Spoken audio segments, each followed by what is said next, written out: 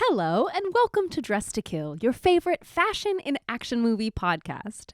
In this episode, Elma and I watch through Mr. and Mrs. Smith from 2005 and discuss our top 8 wardrobe choices, plus the looks we'd most like to keep and kill.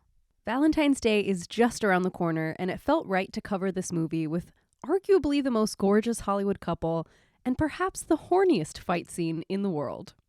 Stick around till the end to hear some industry talk about what's next for Mr. and Mrs. Smith.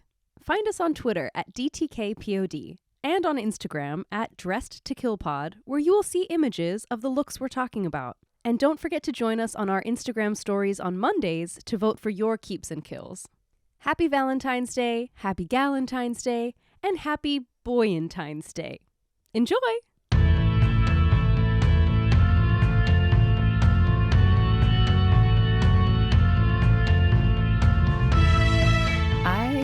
Loved this movie. First of all, that's all I had to say. But do you remember when it first came out? Yes. Hype about it and all that stuff? Yes. It was 2005. I remember specifically, distinctly, all the drama. Well, of course, this is one of the most dramatic celebrity incidences. Well, it coincides with this film that happened in our lifetime. I can't believe I just said that. Happened in our lifetimes. Oh, Brangelina. God. Oh my God. Yeah. Mm-hmm. Well, it happened. Yeah, exactly. That was this movie. And yes, the year was 2005. This is directed by Doug Liman, who has done a bunch of action movies, ranging from they're more serious action movies. I feel like he was he's known for being producer on movies like Born Identity and Edge of Tomorrow. Ooh. And yeah, like more serious action movies. And as a director, he did Swingers, which, with Vince Vaughn. I don't know if you remember that and movie. that's why he's in this. Yeah, right? I just thought that too this time. And yeah, the first Born Identity, Go was another one that he did. I don't know if you remember that Raver movie. I remember it in concept. I don't know if I ever saw it. Yeah. Okay, yeah. So that was like his 90s stuff. And then he does Mr. and Mrs. Smith in 2005. Oh, and guess what? He directed 2 episodes of The OC in between. I didn't know that. I didn't know that until just now. The cast of this movie really surprised me. Sorry, I didn't mean to be cutting you off. No, you're making me think of all these other movies he could have pulled cast from with Vince Vaughn, but... That's true, huh?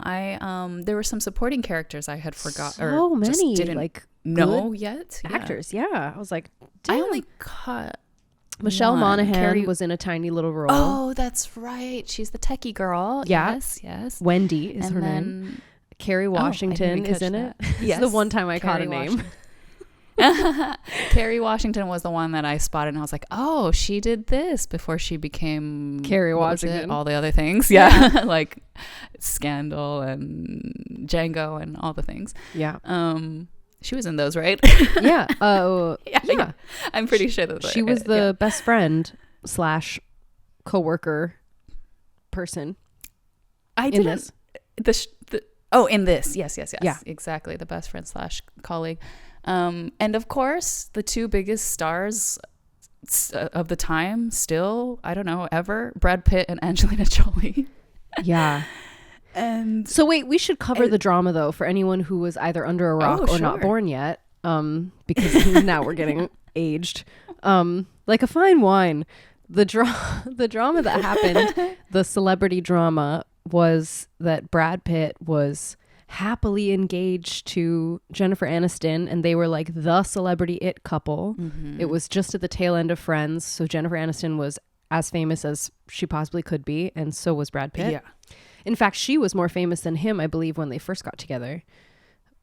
Or maybe it depends where from, because he was more movies and she was more TV. But my understanding was that she was a bigger box office draw. But her TV reach was huge. And she was already in films by then. She was already a movie actress by then as well. Anyway, they were together and they were this like perfect idyllic couple. And then Angelina Jolie, who was famously known as the most beautiful woman alive, did a movie with Brad Pitt, who's famously at the time known to be the most beautiful man alive. I know. They do this movie together, and all the press for it is very, we're a perfect little happy family. Like, it's very like them being a couple in a lot of the press stuff, which you and I know always will remember that one photo spread of the two of them, like very 1960s in a backyard, husband and wife. Yes. I think it was Vanity Fair.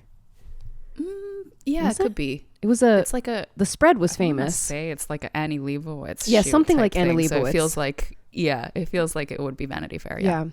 But so of course there was a feeling of like, oh, wow, they're the two most beautiful are playing house. And then all of a sudden it was true. Brad Pitt broke up with Jennifer Aniston and married Angelina Jolie very quickly. And so forth and so on. quickly. It was just this big, like, oh my God, big swap. Okay, what? Yeah.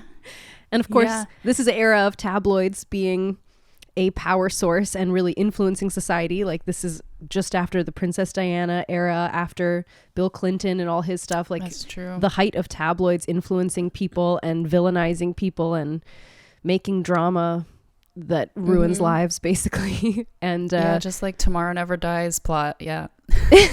yeah. And so they basically did that with this. Like, every tabloid for years still now is about Brangelina, Brad and Angelina leaving Jennifer Aniston, and are you team Jennifer or are you team Angelina Jolie? Yeah It's a whole thing. I feel like that's one of the I don't know, it must have been going on for a while, those like couple name mashups, but that was like one of the first big ones that definitely, like, I think it's because the tabloids, right? Like, they were you know, first of all, using less letters literally is what they do, but you know what's interesting? This I'm not, it sounds like I'm really into celebrity drama. I don't think I'm very into it. I'm into social media to such a degree that I pick up culture, on it. You know? Yes, I'm really into cultural influences. Oh, Lou. Yes, exactly. That's how I know your best friend. You know this about me, and I don't even gotta say it. It's so sweet. I listened to. Oh my God, this is inappropriate that I cannot remember her name. Princess Leia. Carrie Fisher. That's the word. I knew it was Carrie, and all I could think was Carrie Washington. Me too. Oh gosh, Carrie Fisher. Carrie. I listened to her. I think it was an HBO special. It was a comedy special she did years and years ago, and I watched it years ago. And I didn't know this, but there was like an original Brangelina plot. It's almost like It Happening in 2000s was a remake, but like of a societal experience. It's not a movie. It's so strange. But her mother is Debbie Reynolds, and her dad, oh no, I'm forgetting who her dad was. Her dad was a famous producer guy, so I knew his name the least. But her dad left her mother, Debbie Reynolds, like right after she was born, for the then most famous, most beautiful woman alive, Liz Taylor. And it was this whole big scandal. And it was almost the same thing where like Debbie Reynolds was very much a Jennifer Aniston type of like the girl next door that everyone loved, who was suddenly rose to fame and was this innocent, beautiful woman. And Liz Taylor was this like sultry, hottest woman alive. Yes. It's like exactly the same setup, except the man was a producer. Oh, that's so funny. Oh, it must be something Reynolds. Must be no, not I just not Reynolds. I mean her Fisher. last name, Fisher. Eddie Fisher. Yes. That's right. Yes. Anyway, so this was. Yeah, interesting twist. When I saw that special, I was like, oh my God. So when our tabloids went crazy about this, they were just kind of like feeding off of what had already happened in like, I think it was the 50s, 60s, right? Must be. Yeah. Yeah, it was somewhere around there. Carrie Fisher was born. Yeah. And just like imitating that, what went on in the celebrity gossip train then, imitating it now for a new audience, and then obviously making it bigger because it was the era of tabloids, as we've discussed. Fascinating. Crazy. Yeah. Truly history repeating itself. And you know, it's about time we're going to get another one. Just kidding. I know. It might probably will. And it'll be an Instagram scandal. It'll happen in what'll it be now? Probably 10 more years to make it closer to that the cyclical nature. Oh yeah, sure. I know, that's funny because this actually isn't that long ago. I mean, we were in high school like the year before we graduated high school, 2005 when this came out. Yeah. So it's not that long ago, but watching this now, I was like, oh damn, it still looks so fresh. Like yeah, I'm surprised. It really does, which is wonderful. But also has like these things of the time, you know, like very I don't know, we'll get into the fashion choices. Sure. Yeah, there's definitely moments of the time, and then the fashion choices, it's like a lot of that silk, like when you look at the colleagues of Angelina Jolie, like silky work blouses and like pencil skirts, you know. Oh my God, that is how you market when you look at when you look at her colleagues. That's definitely that's it right there. Right. That's of the time, exactly. And the slightly ill-fitting suits on men, like they're just loose. It's like the jeans are baggy. Why not the suit? Exactly. It was like in between the super baggy and before they went back to the 60s mod style of like having things cut close to the body. You know, it was like they're not quite sure yet. Mid 2000 or wait, what do you call it? Like early 2000s, like mid 2000s, early 2000s. I always call it early 2000s, and it's too much of a load for your mouth, but I do it anyway. And I'm just gonna not comment on what I just said. Moving on. Yes, thank you. Especially after watching this movie from the 2000s, the early 2000s. We're all about what I just said. It was a great time to make an innuendo like that. Yep, exactly. Very apropos. Okay. Do you have any like film content to talk about, or you want to go straight to outfits? We had the same thing on our minds. Let's talk about actually the costume designer. Mikey is Michael Kaplan. I had this written down. You had it. There you go. I got it pulled up. And he did Armageddon, Blade Runner, like OG Blade Runner. One of the new Star Wars. I cannot tell which one it is with Rey. Star Trek. Then Awakens. He did a bunch of the new Star Wars. Maybe all. Cool. I'm into that. Yeah. Well, he also did Burlesque, so I don't know about that. Costumes, though. Come on. Burlesque probably had good costumes. I didn't see it. I didn't see it either. I don't know. It just, but based on this, it seems like I can't believe he did Rey's costume. That's wild. Let me make sure he wasn't like Rey's assistant costume. Or something. That he actually was. Flashdance he did from 1983. Flashdance. You are kidding me. Cool. This man is a god. And how does that not come up with his most popular stuff? Oh my gosh! And there's a little stretch of some funny. Very interesting. Okay, this feels like very stuff that I was into at the time. So from like 1996, he did The Long Kiss Goodnight, one of my favorite movies, The Game, Armageddon, Fight Club, Keeping the Faith, Pearl Harbor, Panic Room. No way. Yes. I know Matchstick Men. And yeah, exactly. But all of these are Elma movies. Like, he did every Elma movie and Geely. And Geely. Giggly. Oh my God. Giggly. These are Elma movies. I'm like, damn. You know, it's funny because I'm like, I fucking love that movie, dude. Yeah, Pearl Harbor and Keeping the Faith. I actually also watched a bunch. I remember I asked you about this movie recently. Yeah, Ben Stiller one. Anyway, a lot of like just these popcorn movies that I was growing up watching. Clue? Yeah, yes, like OG Clue. I love that movie. Damn. And even just Blade Runner, like all of these are iconic. We're going to definitely cover his work again for sure. Yeah, for sure. Okay, we just got new insight right on the pod. Damn. Also, research I should have done earlier. His name is so familiar. I guess I was assuming that I had known him from something, but like, man, those are really iconic. Too. I know. Wow. The name, I think I'm just mixing it up with like scholastic things. Scholastic. All right. Anyway. Other movie things. I think there's some costume things I want to mention, but I think we'll talk about it when we go through the outfits. So should we just get into it? Yeah, let's just get into it. Okay. You want to pick one, or should I pick one? I'll pick the first one because it's probably early. Okay. Oh, by the way, we're doing 4 looks today. Oh, yeah, we should mention. We've noticed our episodes are running long, and we love them, but we don't want to have them run too long, so we're cutting down our looks from 5 each to 4 each on these duo episodes. Yeah, I think it should be fun because we have so much to talk about always with other stuff. And it's more than just fashion. Exactly. We've been leaning more into the representation and all these things. So to give more time for that, we're cutting a look each. Yeah. Anyway, go ahead on your Uno. Okay. My first one, as soon as the movie opened, I was like, damn, they're just so beautiful. All right. And yeah. Yeah. They're both so pretty. This whole movie is just like color, pretty people, the movie.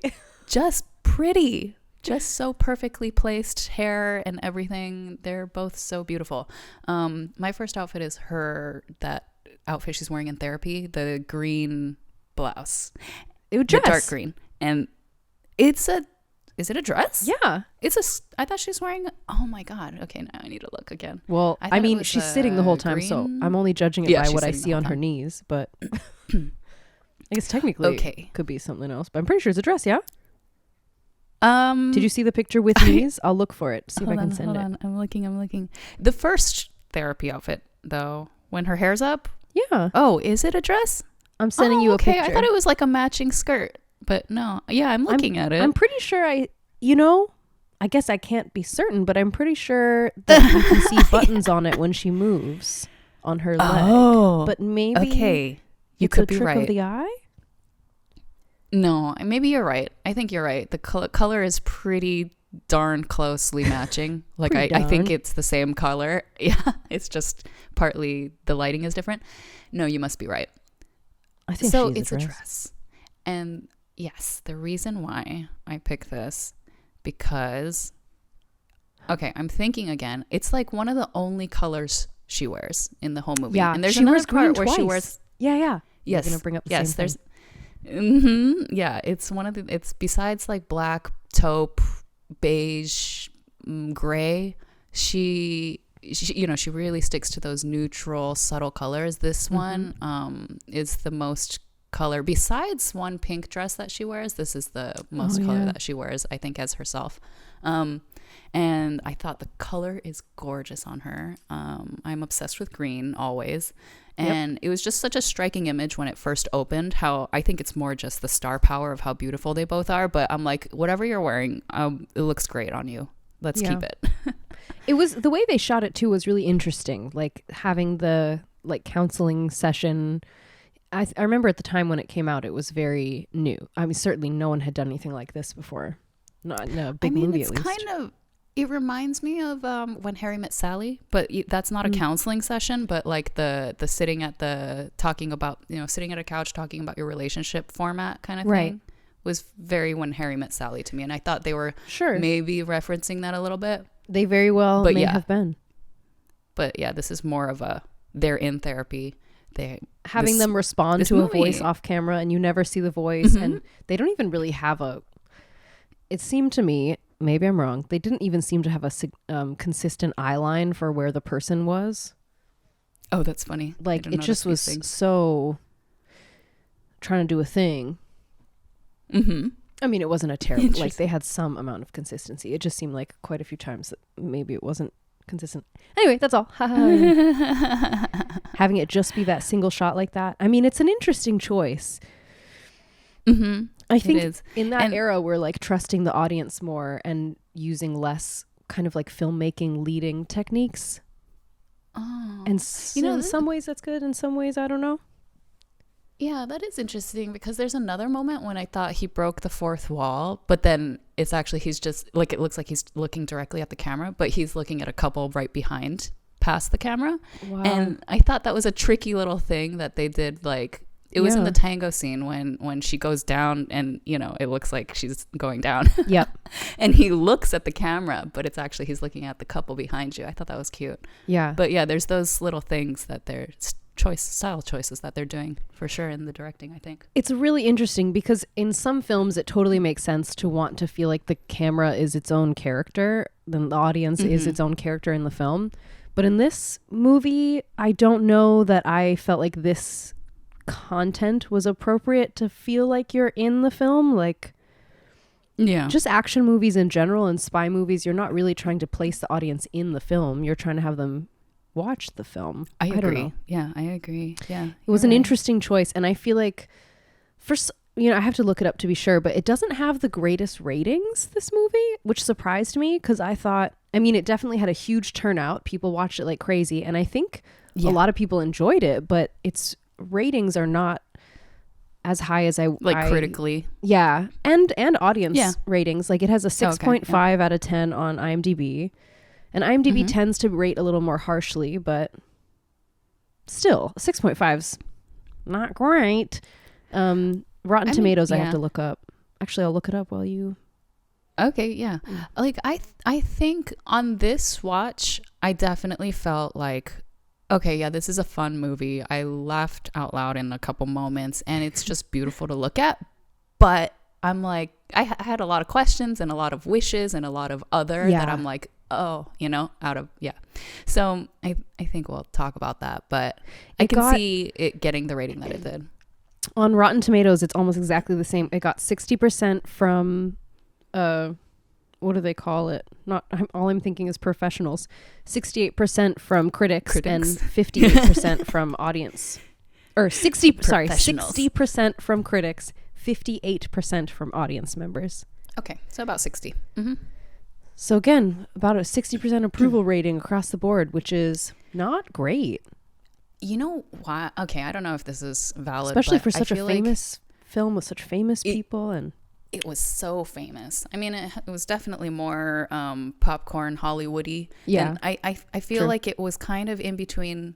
Because looking at it this time, I was like, oh, this is a movie about marriage. It's not a movie about spice. It's a movie about marriage, right? And if they leaned more into that, maybe it would have made a better story. But then if they leaned more into the spy stuff, it would have made a better spy movie. It's a little bit in between. I hear what you're saying. I feel like I do, having watched it now as an adult, so that there's more context to the counseling and the marriage part. And I felt the exact same way as you. I was like, oh my God, in my memory, I didn't even remember that part until the counseling stuff, until I rewatched the film and was like, oh, right, this is a huge part of it. In my, it is much more of a film about marriage, like you're saying, and about, I don't know. I feel the same. I feel like there are a lot of things where I'm like almost missed opportunities, I want to say, but there's nothing I would pinpoint that was like really terrible. Just. No, exactly. Yeah. Yes, exactly. The same feeling. I'm like, missed opportunities. They could have, Angelina Jolie, I wanted to feel a little bit more from her, how she was battling with herself, like those things. All of it. All of it. And we'll talk more. I felt like, imagine if they had two different, like not so famous actors in this who aren't the most beautiful alive, quote unquote, at the time, would we even remember this movie? Probably not. Interesting. Unfortunate to say. No, you're so right. Like, this is about the stars. And and that was a common thing then. Yeah. Yeah, exactly. Also, they're just, while we're talking about this is about the stars and that we might not remember it if they were less famous, there was a TV series, Mr. and Mrs. Smith, almost the exact same concept, like definitely based off the same concept, that none of us remember, from 1996. It had one series, one season. It was 9 episodes. It was starring Maria Bello, and I don't remember the guy. I have to look it up again. The Scott Bakula, I think. Yeah. I think that was his name. And apparently people liked it. They just canceled it so quick. I didn't know that till today either. Because I had heard of something CBS, about Mr. and Mrs. Like, I kept... Oh, so random. Yeah. And I thought that maybe it was a movie before, but it was actually a Hitchcock movie with the same name. Right. I saw that too. Totally I was like, different story. I read the story and I was like, okay. Nope. Yeah, not exactly. But yep. Are you announced? Since we're talking. Yeah. Huh? Are you going to say the thing I think you're going to say? Okay, you say it. I love that we both found it. It's so rare that we both find the same bit of information and we're both it must be the same thing. No, let's leave it till the end. Let's leave it till the end. Okay, perfect. Okay, we'll keep going through outfits. That was my plan. Okay, same. Yeah, let's get to your first outfit because I haven't heard it yet. My first outfit is her dominatrix look, with the coat, full look. I mean, latex iconic, looking dress, thigh highs with the little tiny bows. I know that is I hate the bows, but so it's fine. Funny that we'd never noticed it until this Oh, year. I noticed the bows. I remember being like, ugh. I thought you were saying. I thought you were saying in the conversation you didn't. You know, I think I did. When we were talking in our group chat, Group chat. I just missed that. Yeah. I just remember thinking about why we always put these little tiny pink bows on lingerie, and just thinking like, are those meant to be reminiscent of like nipples? 'Cause there's always, it seems like there's either the one in the center for young girls, or for like more adult girl bras, there's always like two, like one on each side, one on little pink bow here or here. I'm like, what is the fucking deal with the pink bows? I mean, trims, sure. Like occasionally I put bows on my lingerie designs, but there's a time and place for everything. Classy, this is not, though. Yeah. this is not a place I would put bows on that outfit. Like, and even her garters, don't they have bows on them too? Yes, and it looks so cheap. Yeah. Like, I think it cheapens it. It looks more like you got it from one of those mass like Alibaba stores or something. But the corset is damn gorgeous. Oh my God, I love it's gorgeous. That matrix looking shape. Like, it's such a shape and shine. It points up into the it points up into the armpits. It's such a cool like bosque. I would call it a bosque. And with the shortest little skirt. Yeah, and the skirt kind of does a little like A-line too, even though it's very short. It's not like tight to the butt like, it could be. So it looks like a perfect hourglass. Such a good shape. And the only thing is, those details of like the bows, the fishnets, you can tell by the the trim on the top of the thighs, like, oh, those aren't exactly. I'm like, they're also so cheap. And also her fishnet glovies. Yeah, it seemed like the only fishnets that existed back then. I know that can't be true. Like, this is a costume designer, you can find something, but I kind of wonder, definitely the common. What's weird to me about the bows specifically, I mean, I'm still picking this look. I'm just picking the bows off. Done. But what's weird to me about this look is that they did such a good job of making extremes between her like housewife at home looks and her office killer woman spy looks. But adding the bows to this felt like really a move to push it toward her housewife look, but it's not appropriate in this scene or this timing. Like, that would have been a really cute thing if there was like a sequel and she's trying to incorporate both sides of herself into the marriage now, and then she would wear this look, and that would be so exactly perfect and appropriate. I would love it. But like, it doesn't, it's like, even if this is supposed to be speaking what we think it's supposed to be speaking, she's a dominatrix in this moment, and then she kills a guy. Like, she's covering as a dominatrix. Like, she should have no bows. Yeah, it's not appropriate at all. But whatever. It's like it's such a small detail, but it does say a lot. But I thought it had a nice effect when she was putting the coat back on, and you see the pink lining, and then the little hint of the pink bows. It like ties nicely visually. It ties the room together. Yeah, I agree.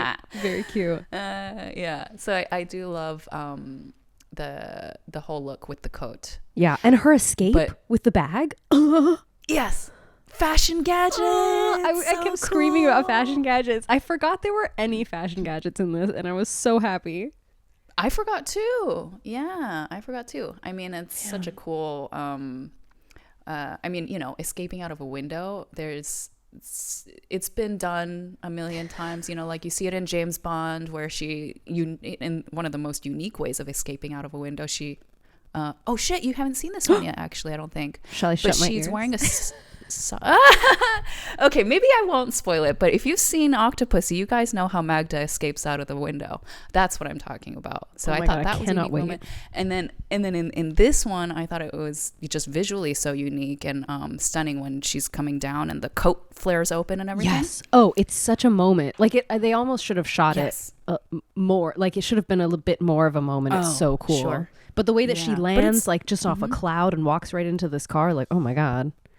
Yes. So I was looking for this in my research and I couldn't find it anywhere. But I remember at the time when the movie came out, I saw a video of the behind the scenes. It could have been like on MTV or something for, I don't know. But there was a costume designer and it was a woman. So it wasn't the main costume designer. She must have been like a costumer. She was talking about how they had to put wire in the hem of the coat so that it billows out, like it holds its shape. Or like wire or like some weights or something, like something to add to the effect, you know. So thinking about how to design things in motion and like to get like an iconic effective shot. Yes. Like just that little simple detail of like putting something weighted into the bottom of that coat, I bet changed the whole image. I thought that was genius. Yeah. Very cool. I kind of wish that they had more of that consideration with some other looks in the film. Oh, yeah. I just feel like that was such like a set piece, such a moment. But I remember that scene so iconically because of it. But watching the film again, like that's just a very small scene of her doing her job. Like there are other scenes where she's in wardrobe where she's doing so much more and there's less interesting wardrobe going on. There's interactions with it, but you don't get like set piece moments with it at all. So I was a little bit surprised. It's like, are you going to stick with that kind of thing or are you not? Or maybe you just wanted to like check it off the list and have one iconic outfit with a Lady Gadget moment or... I did think, in that moment, like, I wish we saw, like you were saying, more of her jobs, like her working as a spy, her being out on the job and stuff. I think but again, the movie's about marriage. Exactly. So, do we maybe instead want to know more about their marriage? So I'm with you, girl. I think you could have done both. I think there's a way that the film could have done both. Anyway. Yeah. Okay, so that was my outfit one. What's your two?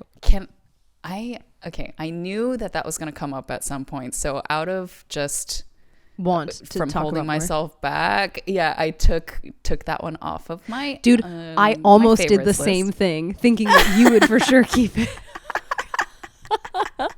Anyway, go ahead. What's your two? Okay. My second one is and this is hard. Okay. I actually really liked her white top, white skirt that they're like at the in their flashback when they're in the flashback. Yeah, the flashback outfit. Okay, looking at the curtain. Oh, okay, that's different look. In the flashback when they first met and they're like getting drunk and is that it? Is that your choice? That's yes, and I think so. And it's so hard because I'm like, when I first saw it, I was like, oh yeah, that's what she's wearing. But then after watching the whole movie, I'm like, that was such a different outfit from everything else she wears. Yeah, and I think just for that reason I kind of pick it because, well, we don't know yet exactly, right? Like, is she was on a job maybe? Yeah. So, or is she, okay, so she could be dressing for the role, but I felt like she looked comfortable in it. It looked like something she might wear. Whereas like all of the other the Mrs. Smith parts is like very buttoned up and very different. I think it's part of what we're saying is like the marriage issues are that they're both being like fake with each other. They're just playing roles. They're not being themselves in their marriage. I mean, clearly it's one glimpse we have at even though she's on the job, what she might have been like when she was just being a little more herself prior to her marriage character, quote unquote. And I also love that it shows her character being young and single and how that feels different for her than when she is in this marriage situation. Even when she's dating him, she becomes a lot more, I don't know if buttoned up is the right word, but like covered. Exactly. No, I would say buttoned up because literally she is buttoned up in the first scene and then in the last scene she's not. You know, I think it shows that arc and stuff. And it really connects with that last scene look where she's like inviting more of herself to the table in black versus in white and in a similar shape, similar hair, all of it. Yeah, no, totally. And the thing I love about this on her is like, or just the whole setting, you know, it's like so sexy and steamy, like that. Like I don't know how realistic it is. Like they see each other in a hallway and then just because then they just start getting drunk and then have sex. Like maybe, I mean, they're the most beautiful people in the world, so why not? But like I love just how, you know, like it just looks so sexy, and the whole setting of I can't remember where they were, Colombia, and the Latin music, and her like straps almost falling off, and like it's basically sheer, the skirt. Yep. You know, and then there's rain. You know, just that put was such everything a look in there at the time too. Like, yeah, but that type of skirt and that type of top were so popular. Yeah, I don't know about the skirt now, but the top I still feel like is like a very For Love and Lemons style kind of you know, could be if it was done in a more nowadays approach, it could be still trendy. It's a really interesting contrast to in the scene where you see her in her white underwear. She's wearing like a white slip skirt and white bra, and she just walks through very buttoned up, but like almost the exact same cut and look clothing wise, which I'm sure they did on purpose. But the way they're interacting with each other is very different. You're talking about when she's getting dressed in their closet, right? When he's in the closet and she walks in that outfit, and they're like backs to each other getting dressed, like not connected or connecting at all. Yeah, because I thought that was interesting too. She's actually wearing, like, through the slip you can see that she's actually wearing garters and like hosiery and stuff, and that also is a very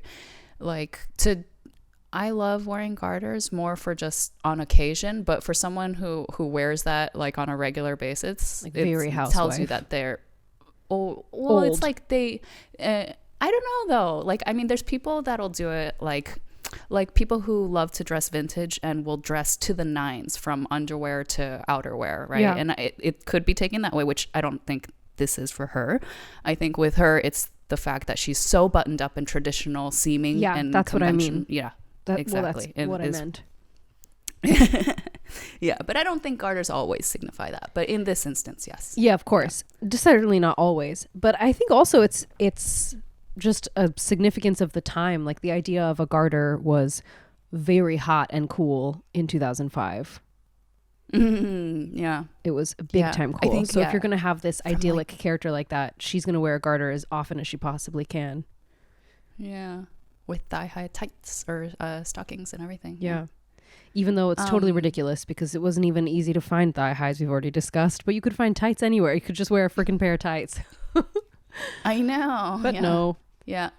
It's, you know, actually, that I wonder now. I think the kind of the, how do I put this? Like, falling out of fashion of garters, it kind of started to happen when hold up tights became a thing, right? They have the silicone gripper on the inside, so you can wear thigh high stockings without having to have a garter on, right? And so that's the modernization. That's the evolution of how lingerie from like the 60s changed to the 90s, for example. Yeah, I think it was like a cool thing because garters are not the most comfortable. If you have to wear them all the time, that's not a comfort thing. No. Yes. So I think people were like, oh, great, we can wear tights on their own. Fantastic. But then they became a throwback sex thing. Exactly. Now it's a more fashion accessory, not just part of underwear. Yeah, exactly. It's not a necessity by any means, but it is a sexy because it throws back to a time. Okay, tell me your second outfit. My second outfit is her desert look. Of course it is. That was my potential second or maybe third. Well, it's one of them. So she's wearing like a khaki pant. The pant is what you see least detail wise. It's a looser pant. It's not tight. And she's wearing like an off-white, kind of like sweat stained looking color. Yeah, sweat stained. Wife beater. I like that. Yep. Yeah. Very like dirty dirt colored. Yeah. She's wearing a belt of, I don't know what you call this kind of belt, with like a bunch of grommets and holes, very army, straight off the army belt and boots. Yeah, those grommet belts, those were also like, they were a thing, a trend at that time. They're totally a trend. Yeah. And she has some like trinkets hanging off of them, but hers, the one she's wearing is like from the army surplus store, like straight up, which is cool. Straight. The boots look straight up from the army surplus store too, but they're more of a khaki color, not like a black or anything. And she has a bandana tied around her neck that looks gorgeous. Of course it does. The most gorgeous bandana. The most gorgeous bandana. Lady. And she's wearing glasses that I think are fine. And her watch, I don't know. They're definitely trying to like product placement it, but yeah, I think it was Tissot. Something actually. Like that. But the color of it matching the outfit so well, I'm like, ooh, I do love it. You know, I love this look. I guess, well, I haven't decided if I'll keep it yet as my number 3 or 2 or whatever. But my favorite, I just think she looks so good in it. Like, of course, yeah. She looks badass and cool, and I love seeing her like that. Her hair, I thought was my, well, I was gonna say it might have been my favorite look of hers in the movie. Really, her hair in this, just like very down. Yeah, because everywhere else when it's so well, we'll get to it. I liked her hair when she has like half up, half down, and there's like a little bit trailing in the front. But yeah, this was the alternative of just it's down and natural, but out of her face. Like I liked how clean it looked off her face. Do you know what I mean? But not updo like when she's that's definitely when she's like playing her wife role. Is the updo, and this is one of the only movies where I think it's appropriate that when she's doing her action shit, her hair is down, because it really is saying something about her character, as opposed to all the other girls with their hair down doing kick flips and shit. Exactly. We talked about this. I know. No, it looks appropriate for her. Like she's like, okay, let me get comfortable. I'm doing my job in the desert, you know, and fits her character. I thought she looked great. Let me think what else details about that. Yeah, I love it. Good choice. I love it too. Okay, is it your 3?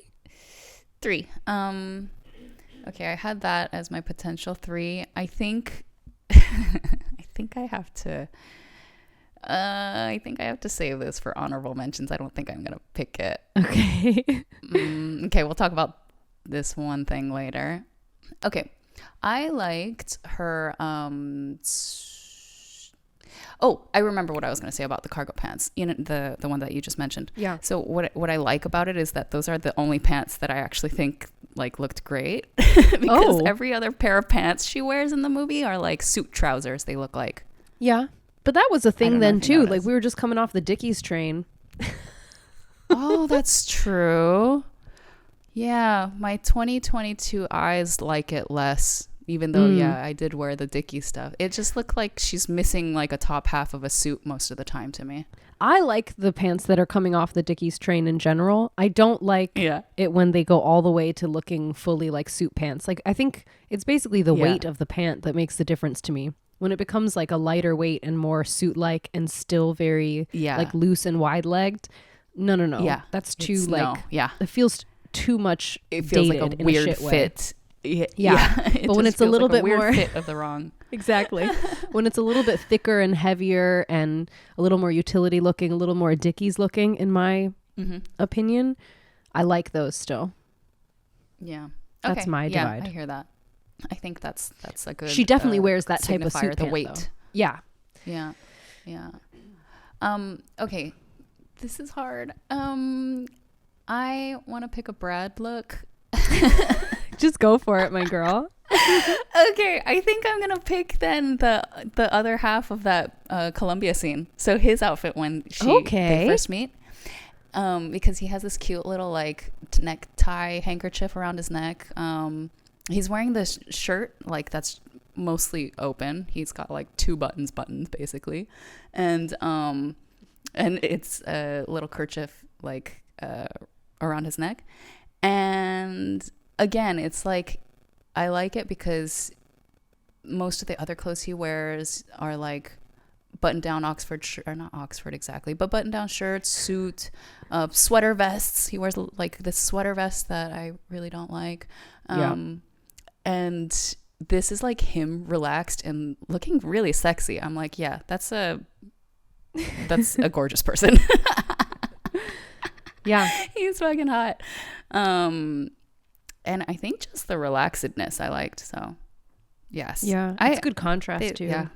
Yeah, exactly. For him. Them in Colombia has me swooning, apparently.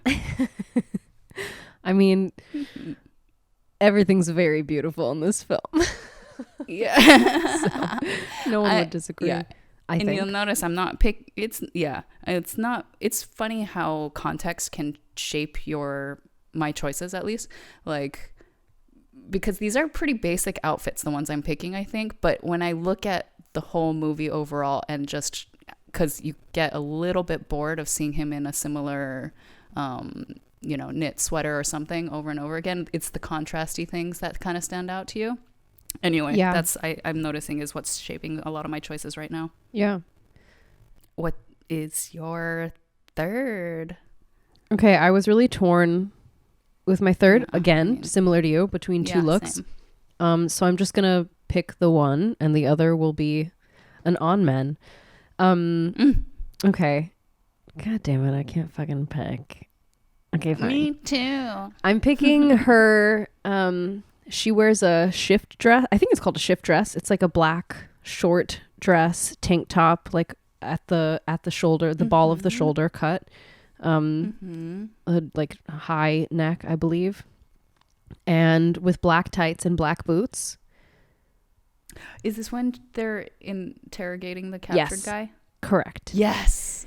Yeah, okay. And I just love this. It's a very like of the time outfit, but I think it's also as timeless as you get with still holding on to when this film was made, which totally. I like. I think, yeah, and like those little black dress moments are kind of a little black dress is a timeless piece of clothing, but that's when you see in like the simplest things, when you can notice the details, is when you notice what time period it's from, like you can look at a little black dress from 2000 and then 2012, and they probably look very different with the little fit details and where the darts are or whatever, or the fabric choices.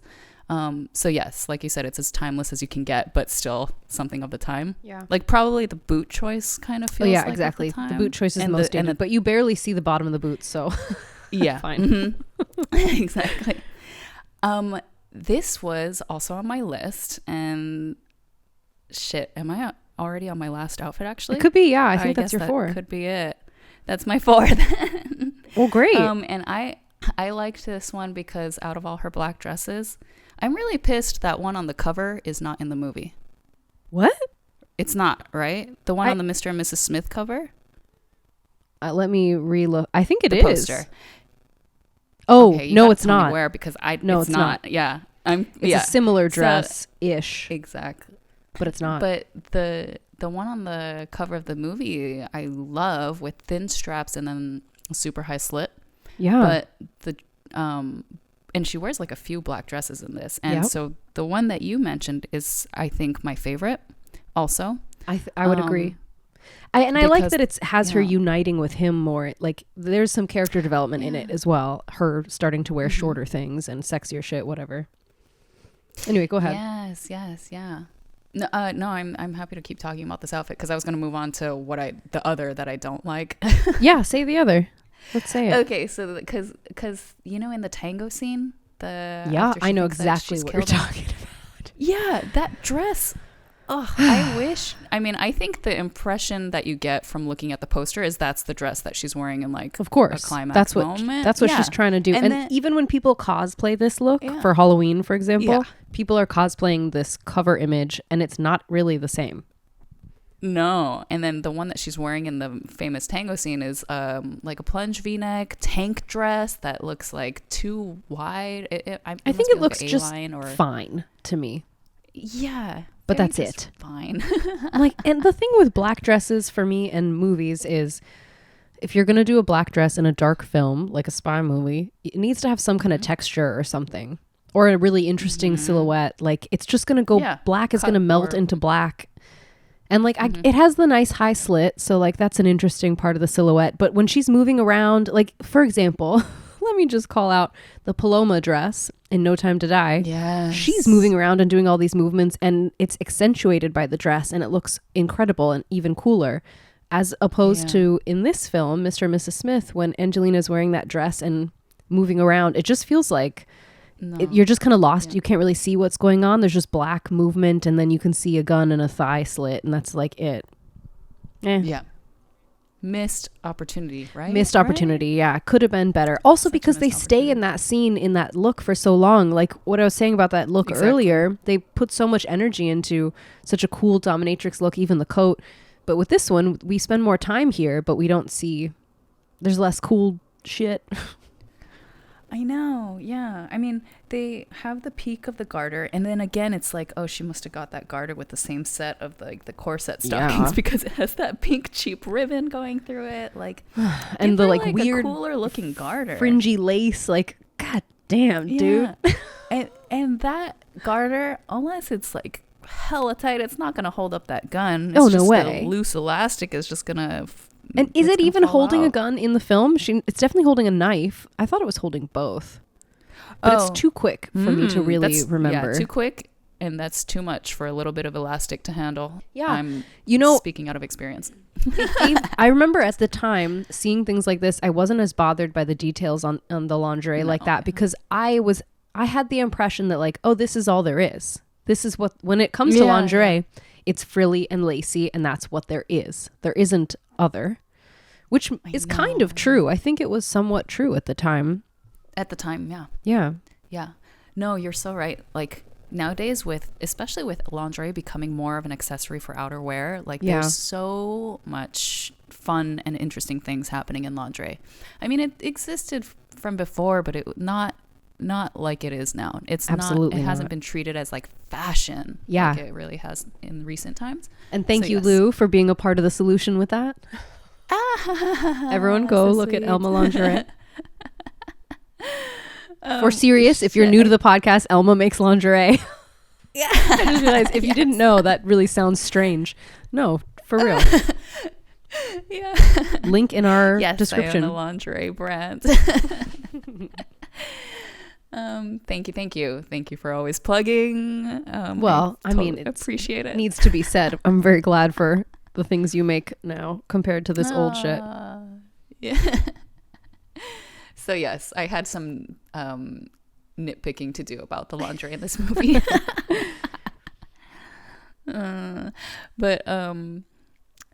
Wait, which scene? Oh yeah, we were talking about the tango. Yeah, so that tango dress I don't think worked.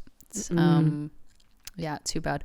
Do you have your number 4 ready? Yes, my number 4 is their outfit at the end of their fighting stuff. Okay, that's really vague. Where she's wearing the bulletproof vest looking vest. I think it's meant to be a bulletproof like plus. It's just like the armor shit. Yeah, that like weird armor vest that they're both wearing. I like that look. I don't like, she has a t-shirt, not t-shirt, a white button down and a jacket on top of it to start. Like that's all the same look. Which the suit. I didn't recognize. Yeah, I don't love that part. Although clearly if you're going to put anything over that bulky thing, like it's going to look shit. So, okay. But I like the way it looks at the end. And I don't even like the yellow glasses in general, but them being a look, it just is such a look. It's so iconic and visual. I know. Love it. I love it for that reason too. Yeah. I actually like that bit, I think, and because they use it so much, like they're wearing it with their suits, they're wearing it with their just bulletproof look, and then she has a moment where she like puts them on, you know. Yep. I really like that. But why do they have to get dressed into suits? Like I thought they're looking at the mannequins and I thought they were gonna be like, okay, maybe we can pretend to look like a mannequin at one point, but no. Like and then she just puts like the whole point is that they're sneaking around the store, you know, waiting for the bad guys to come in, and she puts on like clickety clackety high heels. I'm like, come on. Yeah, all of that. Oh no. All of that. Yeah. But iconic moment. And I like the cut of how it ends up at the end. I like that she has those 3/4 length sleeves and that gray texture, and it seems like easy to move in, like a flexible like Under Armour kind of look. And I like that there's midriff showing, although it's not practical. It makes it look different and cool, even though she's still protected somewhat. And of the time, it's like that very low of the time pant. Yeah. I like it. And I like that, cool. Like story-wise, it has them really uniting and being 100% on one team together. at that point. Like they're wearing the strangest things, but they're identical. They're both wearing exactly the same. Yep. So they have really united by then. Yeah. Yeah. I know. Yes. It was weird because I was watching this and, you know, the whole tone of the movie is very light and there's comedy and it's about tension between them. And then there's this moment of, you know, before they go out of the shed, before they're about to like battle everyone. It was like, it almost felt like she was in a moment of defeat. Like, we're not going to get out of this. And he's like, okay, let's go and do this. You know, it's like the couple, like trying to, like have like one we're in this together, help the other. Yeah. Exactly. And I thought for a moment, I was like, wait, I don't remember how this ends. Do they die? You know, like I thought that this could be a moment where they just go out together. It felt like that to me. But of course it's not going to be. No, it's 2005. Exactly. It's a 2005 action comic because there's no way that they get out of that shed alive. Like, first of all, there's like 20 people, like in real terms, in like real life. There's no way they would survive that. They would have got their heads shot off like as soon as they stepped out of the shed. But you know, somehow they make it through. Hollywood. Yeah. Because they're the best and now they've united. Duh. I know. Yeah, that was another like a theme or a concept is like, okay, you guys can go alone and split apart, or and you might have a chance to survive, or you stick together and you'll probably die, is what Vince Vaughn says. But it's also like you could, you know, what they're feeling, I think, is that, or we stay together and we'll be stronger because we're like the best spies, assassins in the world, or whatever. Yeah. Anyway. By the way, the plot of the TV show, I couldn't find a lot of details like separating the two, but it sounds like it's a kind of a flip on this. The plot of the TV show is described as a man spy and a woman spy who are put together to be a fake couple, like as their cover. And so they are constantly having to play couple, but they in fact are just two whatever stranger spies. Yeah. Which is not the plot of this. Although similar. That sounds more like the plot of Americans, actually, which I think you know the show, but you haven't watched it, right? Like correct. They're a husband and wife spy, but they're set up by their country agencies to become a little family, and you know, like it's actually I really love the show. But this is more, the interesting thing is that they're both spies and they don't know that, and they find that out about each other. And then their marriage actually gets better because they have something to bond about. Yeah, and they have chosen to get married by their own accord. So like they have these two uniting things separately. I think this is a more interesting plot, even though the film could have been executed differently. Mm-hmm. Yeah. Anyway, well, it just makes me curious about the info that we're going to disclose later, but we'll disclose it later. Exactly. Okay. Do you have mentions or keeps and kills or keep and kill? Okay. We can do keeps and kills. Let's do keeps and kills first in case we mention any. Okay. I'm keeping the corset. I thought about keeping the corset. I was like, okay, I'm not going to put it in my list, but it's going to be my keep. So that's where it'll go. The corset and the coat. I actually really like that coat. I feel like it's dated for me. Oh, okay. But I don't dislike it. Like it's cool. Color of the lining? Definitely the color of the lining. The baby pink, silky looking lining of that time is like every coat had that. And it was really cute at the time. I remember being like, oh, that's a cute thing. I guess so, yeah. I don't agree anymore. Right. I think that is I agree. It looks great in the shot because it picks up the color of the bows, but I don't. Of course, yeah. I mean, I'm generally not much of a pink girl anyway, but it's that particular shade of baby pink. If it was more blush or mauve, I would be more down. It was just a 2005 thing. Exactly. I think it looks so sleek and great on her. I would keep it with the coat too. Even so. Yeah. And then remove the bows as we discussed. My overall keep is going to be the same. And I'm going to also keep the coat, but, change some details. Except just to say, I was considering to do my keep. She has an outfit when they're like taking apart her house after she's realized the husband is also a spy. Yeah, I know. She's wearing this like dark gray, almost black t-shirt and those like of the era kind of pants, like almost Dickies style as we've discussed. I think they're slightly heavier in that scene with a black bomber jacket.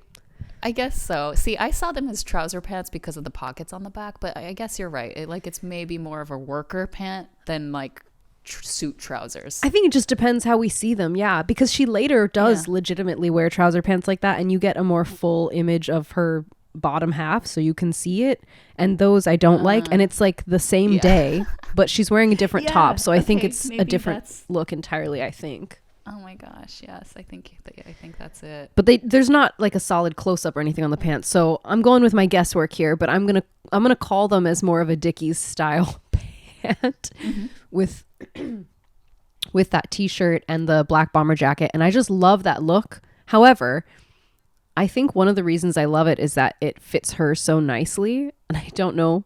I mean, that's the thing with everything in this. Exactly. Yeah. So that was my keep alternative, and since you're saying you're latex, I'll say that one. Okay, cute. I love her jackets though. So like that jacket she wore in that scene, I really like. And then we'll talk about honorables in a minute. So yes, nice keep and totally wearable. Like my corset is. Hey, I can wear it whenever if I wanted to. I'm gonna keep the corset too. I'm bending the rules. I don't care. Okay. I can keep them both. Imagine styling that shape of corset in like current vibes. It would be so cute. I love it. It's such a beautiful shape. Gorgeous. Okay. My kill. Can I say my kill? Yeah. Her Coleman's when they go to the Coleman's, the neighbor house, the pink dress dinner party. That outfit. Fucking kill that. I just like what its concept and representation so much. Like you look at the Coleman wife, I assume it is, and she's wearing like a red sweater set top, the like twin set, and it looks so similar in style to what Angelina's wearing, and I feel I love that it feels like she's even more putting on her character to go over to their house, like she's dressing more like them even. Yes. And I love how much it doesn't work together. Like clearly it's not meant to, but that was also, I had 2 kill options and that's one of my kill options. So it didn't have to be that ugly. And it could have matched the pants, the tights a little better. So it seemed like less of something she could have mistaken. I know, right? Okay, so to describe it, it's like a spaghetti strap dress that's like a blush pink color with silk trim on the top. And then full lace, I think, right? There's like lace overlay. Something. Like another material. I didn't know if there's lace overlay, but there's definitely like lace texture is present. Very present. And it's such an ugly color for that type of dress, at least. It's more, just the lace and the satin and the cover buttons. It's an ugly dress. I think it's meant to be an ugly dress. It's just like, it's too ugly. It's too ugly. It doesn't fit the rest of her style. Like she still dresses cool. So then what about the comment when he says, I really like that dress you're wearing tonight, or whatever it was, like Brad Pitt in a moment of like trying to be a good husband. Unwinding. But it was like, I think what that moment, I think what that moment was supposed to be is, of course, he's trying to be a good husband moment because they're going to therapy and they need help or whatever. But I think what it's meant to be is this is the one time she's messed up with her outfit by having some of her show, the fishnet.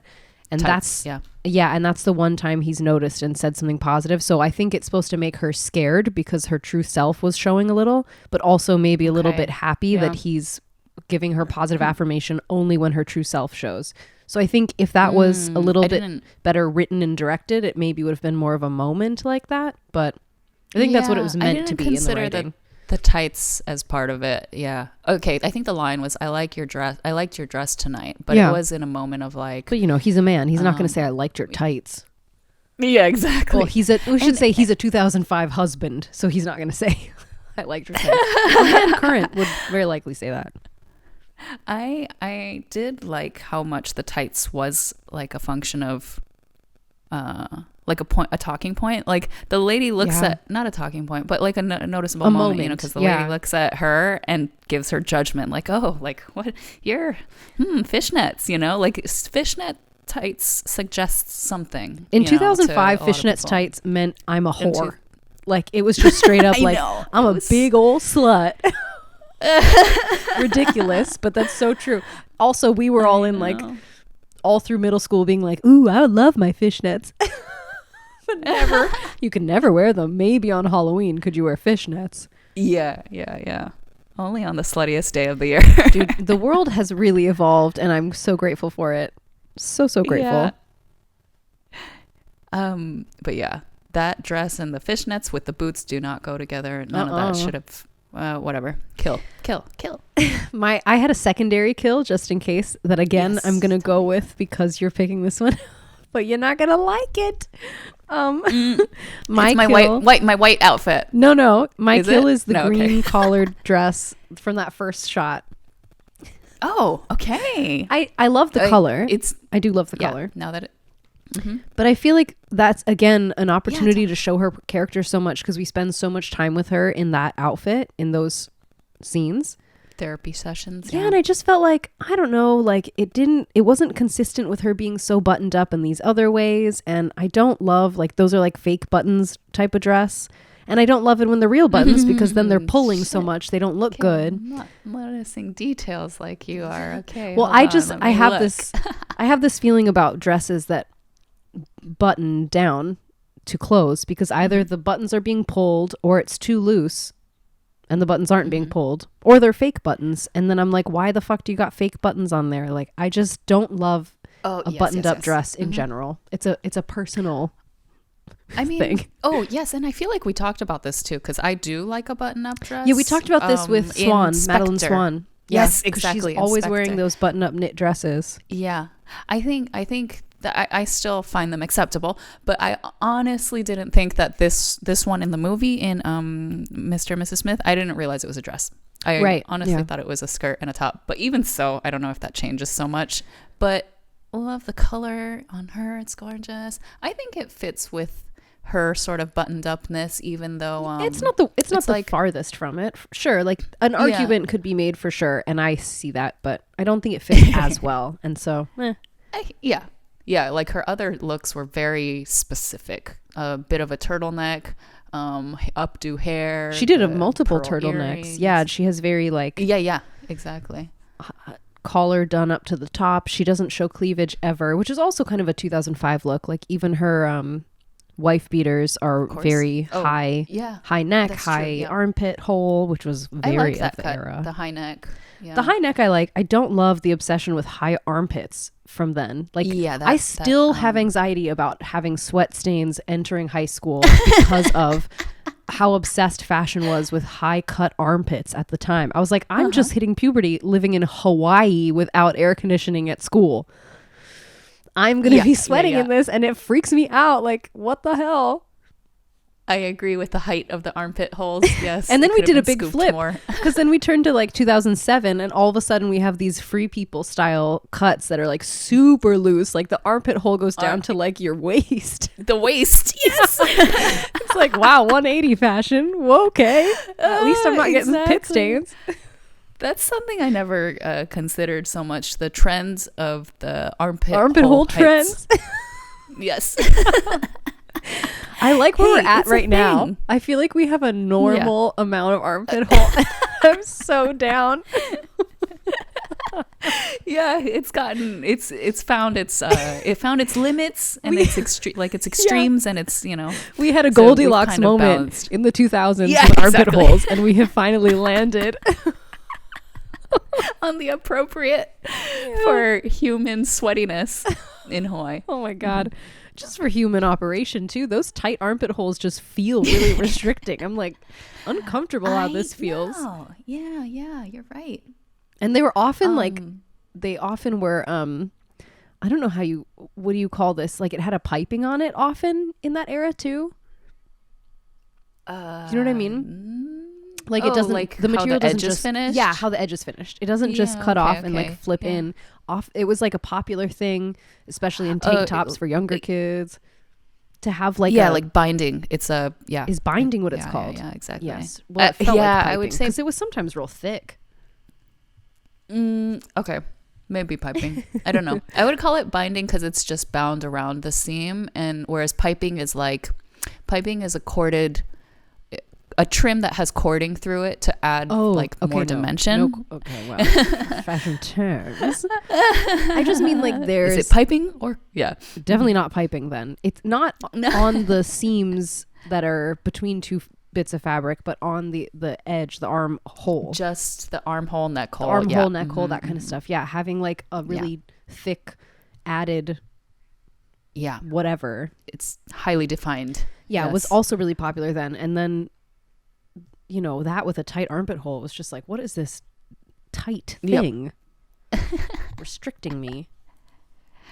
Can I talk about honorable mentions? Please. Okay, because I know we both picked up on this one.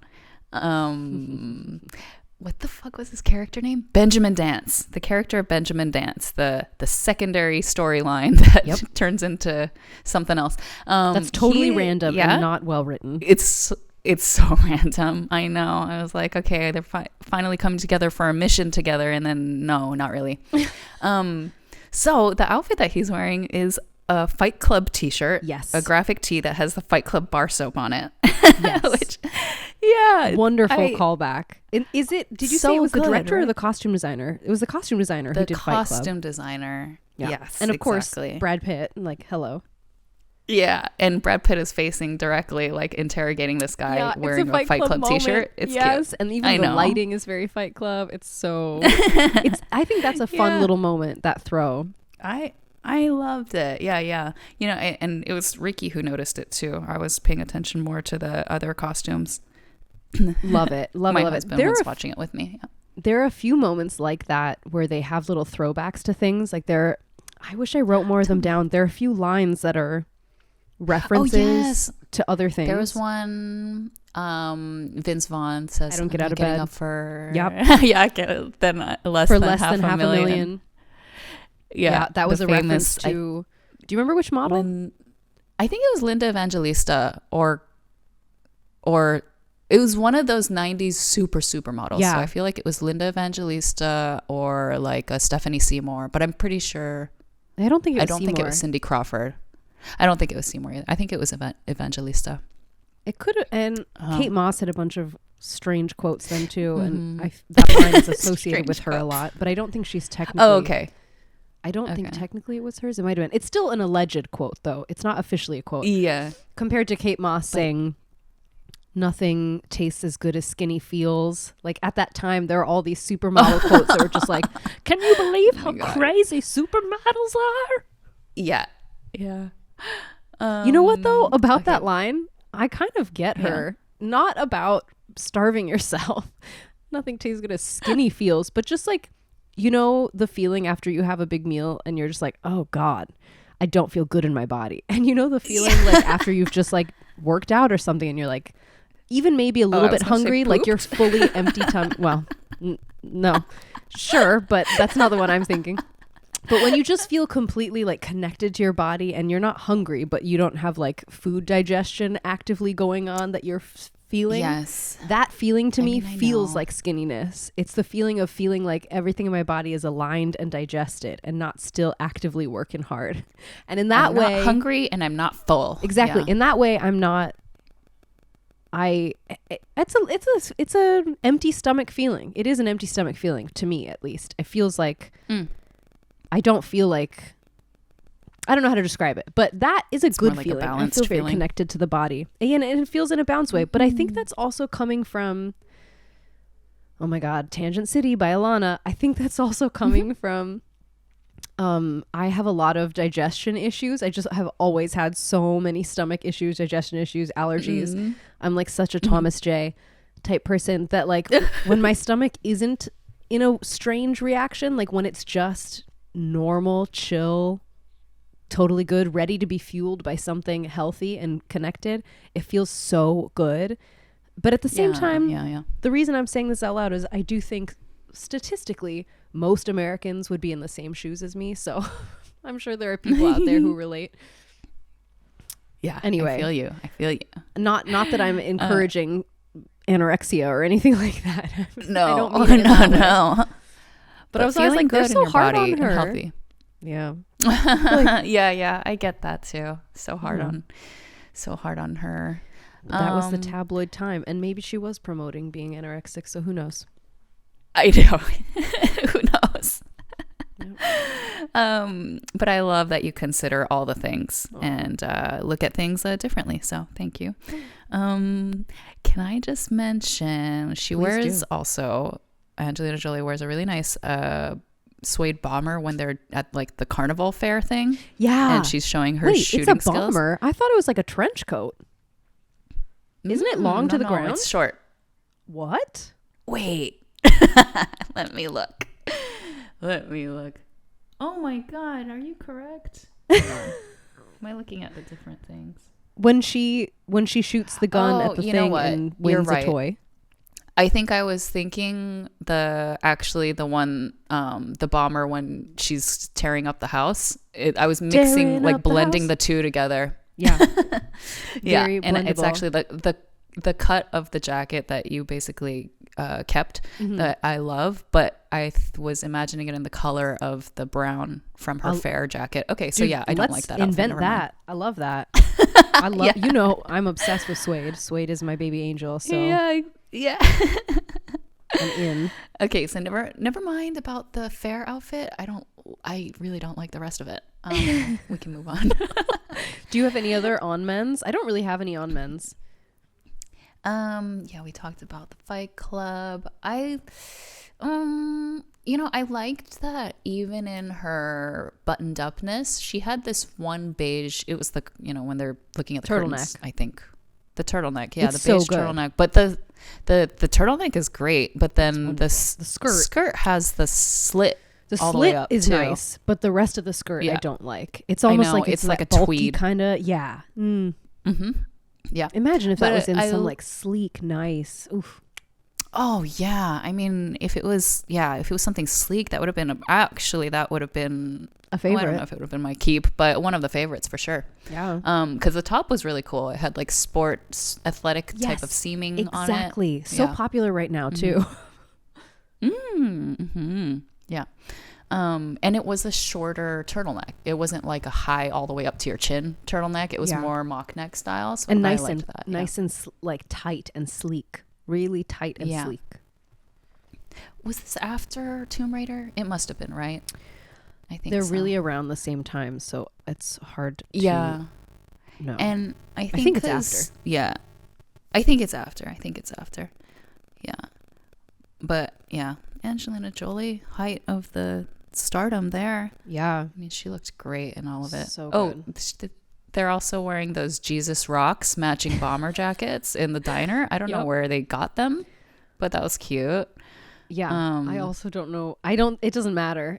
They're wonderful. It doesn't matter. Yeah. And it's just like little comedic moments, like through fashion, like, that they wouldn't wear that normally. Oh, I have a question for you. Yeah. In the beginning, when they say what their jobs are, he does something in construction. It's his door on his office says professional engineer, but I think it's engineer. Okay, that helps. He's like a Sleepless in Seattle kind of construction. Like he's like maybe he's like head of the create. More of an leaning architect with his.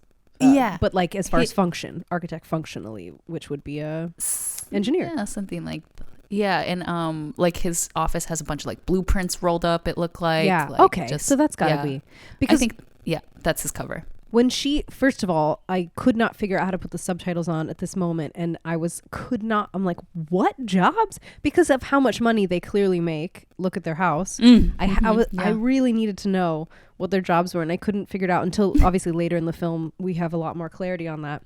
But when she's climbing the mountain talking to her girlfriend, she says about his proposal, I believe she says he makes like close to the same as me, or it sounds like she's referencing that he makes the same amount of money as her, and so it's a good match. Okay. And I could not tell. I'm like, he works in construction and you're a computer, like Yeah, her job person? is or her door title was like what was it? It's a temps like, tech fixing in technical. Yeah. Yeah, she's like a CEO of your company's computer guy.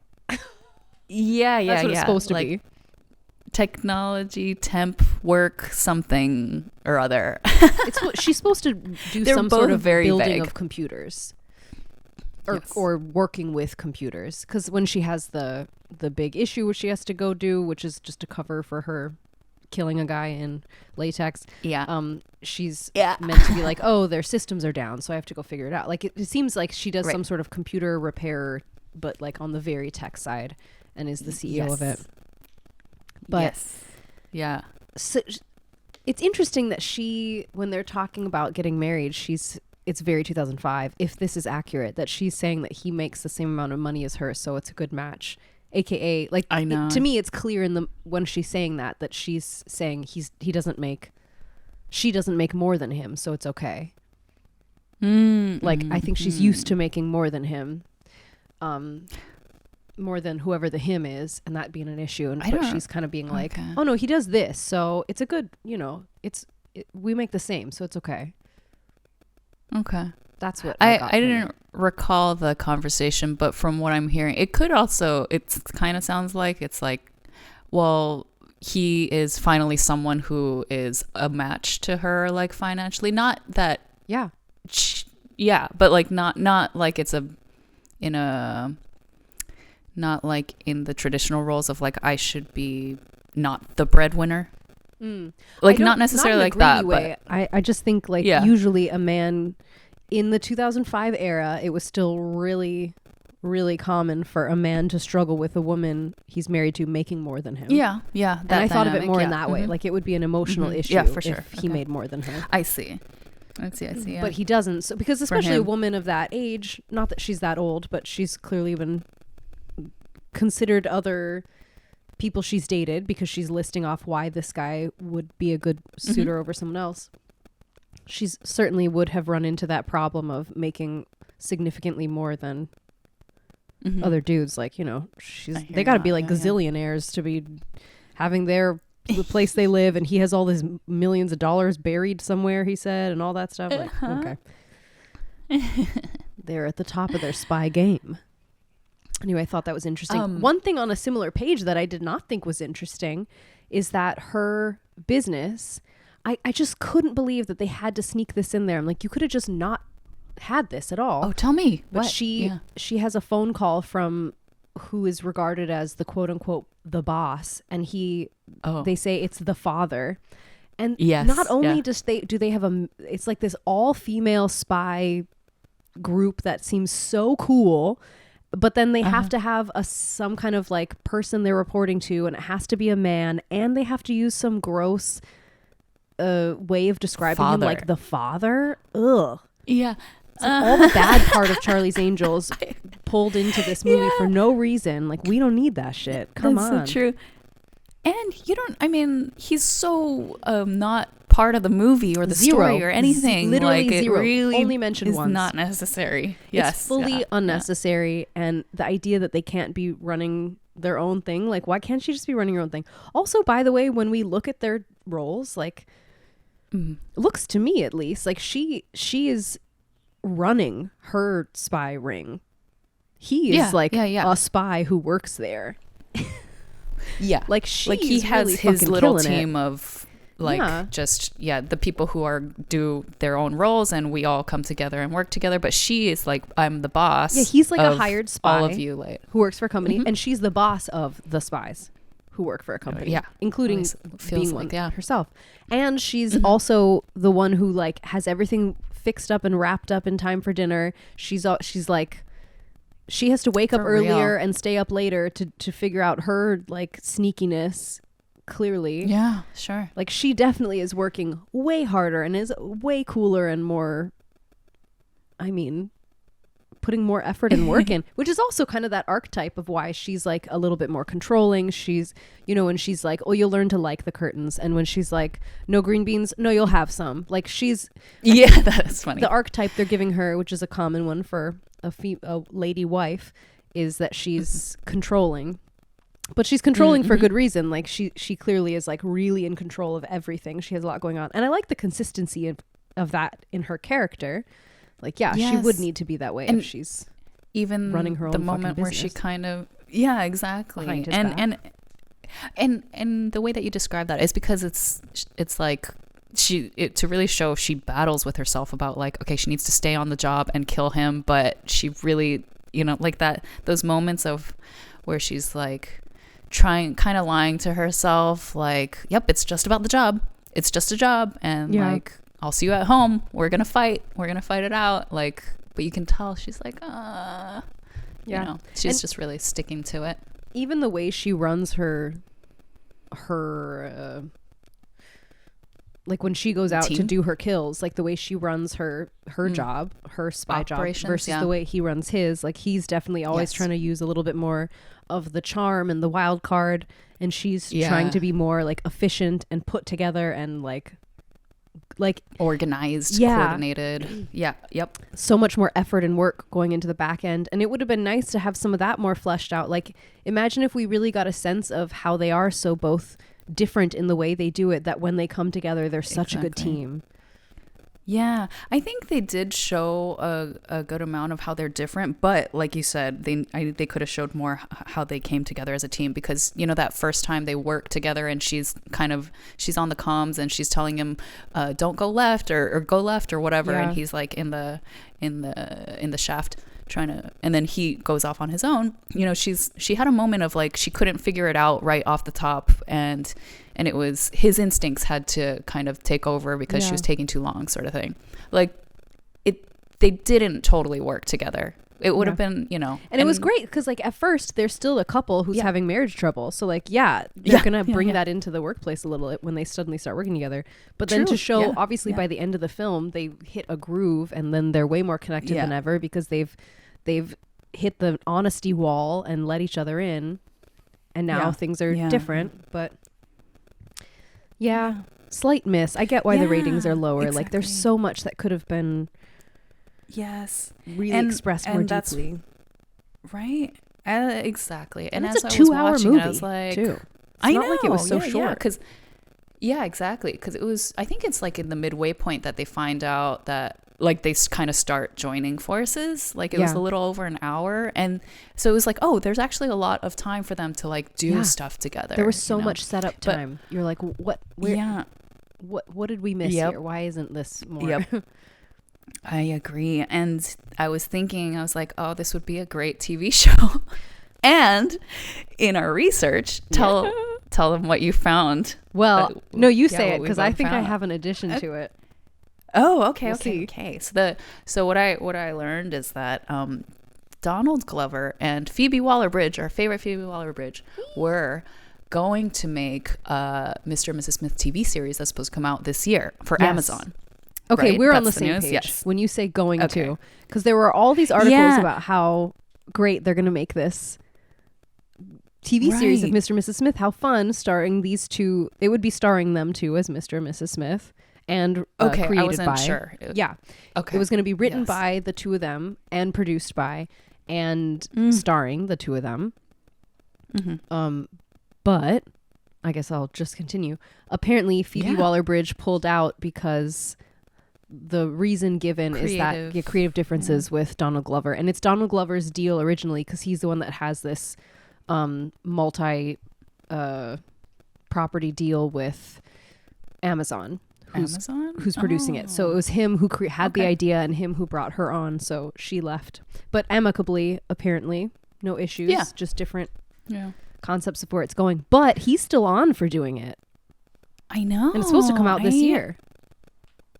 Dude, I mean, fuck, if Phoebe Waller-Bridge was on it, how amazing would it be, though? I want that. She's working on a new Indiana Jones, so I'm like, that's good. I can look forward to that. It's like she probably has other things. I'm sure she had a lot going on. And to be honest, I'm okay with that. I love the wokeness of the idea of them as a couple, and they have worked together before on Star Wars when he was Solo. Nope. Donald Glover did not play Solo. He was in the movie Solo as Lando Calrissian. I really like about Mr. and Mrs. Smith the movie, I like that they just seem to organically have like come together and connected and are both so sexy and like fall in love and all this stuff. And I guess I don't see that with Donald Glover and yeah. I mean, it Phoebe might Waller-Bridge. I hear what you're saying, because that's what I was thinking when I was reading. I mean, maybe they like they're actors, make each other so laugh, sure. and that's how they come together. Yeah, it's definitely pretty funny supposed people. to be a comedy. Yeah. Yeah, but when I was reading it, I wasn't sure, like, are they supposed to star in it? Because that doesn't make sense, is what I was thinking in my head. They're starring like, in it. they don't seem, it seemed like that's what the intention was. And I was like, that's not, I don't see them fitting as a couple. Yeah. That's weird. But, I like but the as idea, as creatives for makes sure. sense. And I like the idea of it being like the original, the 90s TV show where they're put together, like the Americans, they're put together to be spies and their cover is that they're a couple. Like I could see that being a really fun, odd couple vibe. But what I really like about Mr. and Mrs. Smith is like the coincidence almost of them being attracted to each other and then finding this out and then all this. Exactly. And I just don't think there's enough to pull the two together in a couple before finding, I don't know. Do you know what I mean? That's a good point. Yeah. Yeah, totally. Because to me, the interesting thing is that they find out that they're both spies. Yeah. Like that, because then there's tension that they have to work through. And then they're hiding they the rebuild stuff their that is the relationship. same. Like they're so similar and they're both doing the same things. They're both hiding the same for shit, sure. which is such a fun reveal to then That's work through interesting, and yeah. everything. It's like, oh my God, we both have been doing that. And now then they can talk through like, how many kills have you had versus me? And he's like, hold on a second. Yes. I need to cope with that. And that moment is like, You it's know? like, how many people have you slept with question? Yeah, exactly. They're totally trying to funny, mirror yeah. it, which is wonderful. That's the fun comedy. And I think, exactly. you know, speaking about that, as we talked earlier about her being maybe more of a boss bitch than him, like they show that. It's just that it's still a 2005 movie, so they don't show it all that much, just in little bits. Yeah. I resent a little bit that line, "You're going to give me the girl gun?" And he's like, "You serious?" Oh, God. She's like, "No." I know. I it's resent like it entirely. girl gun. I blame 2005. Yeah, exactly. It's not the worst, a little bit but of that just showing. a little not bit the worst. showing. Exactly. Should we just say something about the horniest fight scene in the world? Like, it's Yeah. I thought it was such a great choreographed fight scene, though. I really liked it. Yeah. It's Well done. so fun, and like there's humor in it, and like the you okay, honey? You know, There's so he's much like humor in it. groaning. Yeah, like that stuff is so cute, and I enjoyed that. It really made me laugh when like it's just no holds barred. Like they can, anything goes, you know, in their fight. Like she's on the ground, and it's not, you don't see it because her body's behind the couch, but he's kicking her as if to kick like a person on the ground. Yep. Like in their stomach, like, and then she just kicks him in the balls. It's fantastic, and it's like so anything necessary too. Like I think we needed to see that they were equal, they were a match to each other before they give in and say like, well, maybe we go at this a different way together. If they had made that decision before having that big of a full-on fight, I wouldn't have believed it. I'd have been like, fake. Yeah. But no, they had really to tried. be put up against each other. Yeah, and they really saw how good each other were, and then they were like, hold on a second, like there's value here. Let's think about the bigger picture of what's going on. Exactly. I thought that was great. Yeah, I loved it. And I love that they are wearing that they both have the white t-shirt with he has boxers and they have both boots on with it. Like I almost picked one of those outfits because I love that moment. Me too. It's iconic. But it's to me the pair of them. So I was like, I can't pick one. So I just didn't. But yeah, let's mention it. The pair is so cute. Iconic. This is a great couple's costume for anyone out there. Just saying. Totally. That should be the I mean, I'm sure people have done it. The Mr. and Mrs. Smith have. one. It's all over. Yeah. It's super cute. All over the internet. Oops. I love it. Very cool. Yeah. And also, since we're wrapping it up, happy Valentine's Day, everybody. Oh my gosh, yes. Did we mention happy Valentine's Day? This is such a fun Valentine's movie, I think, actually. It really is. It's very fun. Yeah. I think it's so cute. I want to see a remake. I think it's been enough time. We can get a remake started with that has all the stuff we're talking about. I mean, of course, ideally it's perfect. But I'm going to stick to it. I want the ideal. Give it to us perfect. Yeah, me too. Give us a little bit more spy stuff from each of their sides, and then a little more marriage stuff about, like, you know, relationship things. And let's get actually a little deeper, actually feel things more than just kind of see them shallowly. I'm so in. Yes. A fun movie. Overall, love this, for what it is. Mm-hmm. Such good visuals, such good costuming across the board. Visual. Really a fun movie that you don't have to pay too much attention to, because it's not that.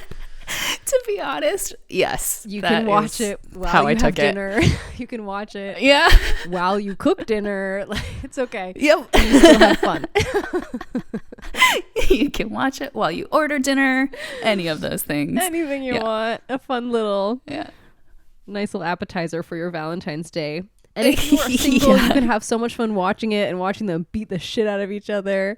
Or just, you know, there's absolutely nothing wrong with being single. I love single time, so... Yeah, and just saying. Yeah, exactly. Go for it, guys. Enjoy your Valentine's Day. Love yourself regardless. Happy Valentine's Day, Galentine's Day, whatever it is. Yes. Male Boyentine's Day. Why isn't there a male Galentine's yet? Happy Boyentine's Happy Day. Malentine's Day. No, that sounds like mal, like bad. Male Valentine's Day? Okay, whatever it is, if you want to see the pictures of the outfits we chose on this episode, go to our Instagram at DressedToKillPod. We hope you enjoyed this episode. You can also find us on Twitter at DTKPOD. And have a good Valentine's Day coming on up. Yeah. Thank you. Thank you guys for listening. Thank you. Bye-bye. Bye.